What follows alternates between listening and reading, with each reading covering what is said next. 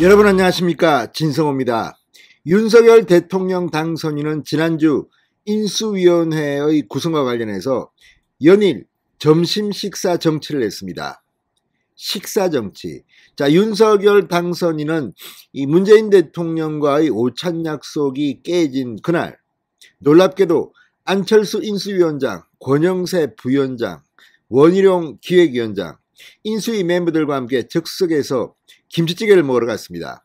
그리고 다음 날은 김한길, 김병준, 박주선, 자, 위원회의 장들과 함께 이 이탈리안 레스토랑에서 파스타와 샐러드, 피자를 먹었다고 합니다.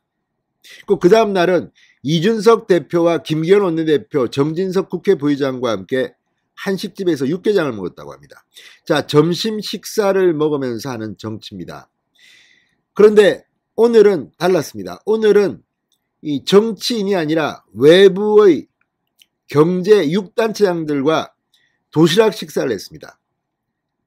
상당히 분위기가 뜨거웠다고 합니다. 윤석열 당선인이 대통령 당선인으로서의 활동을 공식적으로 시작한 일주일 만에 드디어 외부 인사들과의 식사 자리를 만든 겁니다. 식당에 가지 않았습니다. 당선인 사무실이 있는 통이동 회의실에서 이 둥근 원탁 탁자에서 도시락을 먹으면서 현안들을 논의하기 시작했습니다. 왜 윤석열을 뽑았을까? 왜 이재명이 아닐까? 지금 국민들이 원하는 것은 경제의 성장입니다.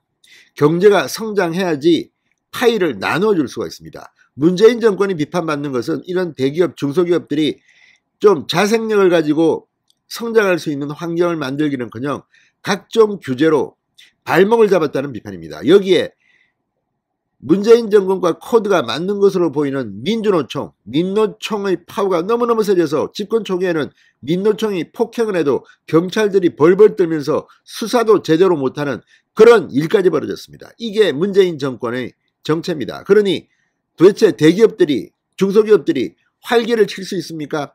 삼성전자의 공장들은 외국으로 가고 있습니다. 국내에서는 너무 힘들다는 겁니다. 현대차 역시 지금 울산에서 민노총의 파워가 그렇게 세지 않았다면 훨씬 더 많은 공장들을 국내에 지었을지도 모릅니다. 자, 이런 가운데 오늘 문재인 정권으로부터 철저히 따돌림을 받았던 정경련의 허창수 회장까지 왔습니다. 문재인 정권 5년 동안 정말 고개를 숙이고 있었던 정경련.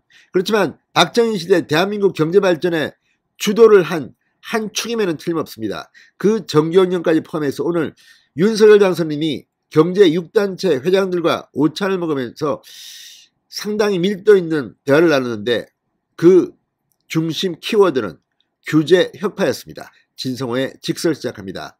방송에 앞서 아직 진성호 방송에 구독자가 아니신 분은 붉은색 구독 버튼 눌러주십시오. 더 좋은 방송으로 보답하겠습니다. 자, 오늘 경제 6단체장을 만난 윤석열 당선인은 기업이 더 자유롭게 판단하고 자유롭게 투자하고 성장할 수 있도록 제도적 방해 요소를 제거하는 것이 정부가 해야 할 일이다. 이렇게 말했습니다. 그러니까 뭐 손톱 이런 뭐죠? 이 규제를 한 이것들을 다 뽑아버려야 되는 겁니다. 정말 지금 심각합니다. 윤 당선인은 오늘 서울 통이동 인수위 사무실 4층에서 대한상공회의소 최태원 회장, 전국경제인연합회 허창수 회장, 중소기업 중앙회 김기문 회장, 한국경영자 총협회 손경식 회장, 한국무협협회 구자열 회장, 한국중견기업연합회 최진식 회장 등 경제 6단체 장과 함께 도시락으로 식사를 하며 이 토론을 했습니다. 윤 당선인은 지금도 변화가 진행되고 있지만 우리나라가 이제는 정부 주도에서 민간 주도로 경제가 탈바꿈해야 한다. 자유시장 경제 체제에 대한 믿음을 강하게 가지고 있다고 말했습니다. 이게 중요합니다.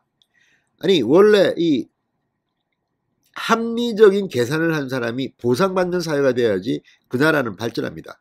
똑같이 열심히 하는데 이렇게 말하면서 사회주의적으로 다 빼떨어 가지고 나눠주고 하면 누가 열심히 합니까? 이재명 후보자의 철학 같은 것들이 국민들로부터 이번에 평가받지 못한 이유라고 저는 생각합니다. 자, 지금 대한민국이 위기에 빠진 것은 과거 박정희 시대에 정말 잠도 안 자고 일했던 그런 경험들이 있습니다. 물론 지금 시대가 바뀌어서 요즘 젊은 세대들은 그렇게는 일 안 합니다. 그럼에도 불구하고 열심히 한 사람이 보상받아야지 열심히 하지 않겠습니까? 똑같이 야 일주일에 한 사날만 일하고 그냥 다 놀자. 공무원이 제일 좋은 직장이야. 월급 따박따박 나오고 뭐 경쟁도 별로 없고 이런 식으로 사고하는 순간 대한민국의 미래는 불투명해집니다. 또 지금 대한민국의 젊은이들은 그런 거 거부합니다. 자, 조국 전 장관 일가의 수사로 촉발된 공정의 문제가 있습니다. 지금 문재인 정권은 자기들끼리 다 해먹으면서 열심히 일할 수 있는 사람들의 의욕을 지금 짓밟고 있다는 비판이 나오는 이유가 바로 그런 겁니다. 윤석열 당선인, 정부는 인프라를 만들고 뒤에서 도와드리고 기업이 앞장서서 일자리를 만들며 투자해 기업이 커가는 것이 나라가 커가는 것 아니겠느냐. 쉽게 보면 경제학적으로 소득이 올라야 경제성장이고 기업이 성장하는 게 경제성장이다. 자, 그러면서 기업이 자유롭게 활동하는 것을 방해하는 요소를 제거해 나가는 게 정부가 해야 할 일 아닌가? 방해 요소가 어떤 것인지 기업인들이 많이 느끼시고 아실 테니 앞으로 조언해 달라고 했습니다. 자, 당장 현장에서 송경식 경총회장은 우리 노사관계 풍토가 걱정스럽다. 국가 경쟁력을 발목 잡고 있다. 공권력 집행이 과감하게 이루어져야 한다. 노동개혁이 이루어져야 국가 경쟁력이 높아지고 해외 투자와 일자리도 많아진다. 노동개혁입니다. 지금 민노총이 무슨 시위 같은 거 하면 경찰이 꼼짝도 못하고 그 기업은 발이 묶이고 이러면 발전이 되겠습니까? 지금 우리나라는 공권력이 흔들리고 있다는 비판을 듣습니다. 김기문 중앙회장은 최저임금 52시간 근무제 중대재해처벌법 때문에 지난 정부 동안 중소기업이 가장 고통받았다. 이 세 가지 부분이 개선돼야 한다.